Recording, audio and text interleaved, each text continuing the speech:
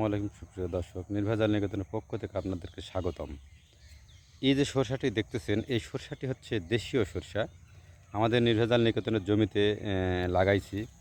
দেখতেছেন এই জমিতে, এবং ওই পার্শ্ব জমি আছে সেখানেও লাগাইছি। দেখেন এই যে এই সব নির্ভেজাল নিকেতনের সব লাগানো হয়েছে।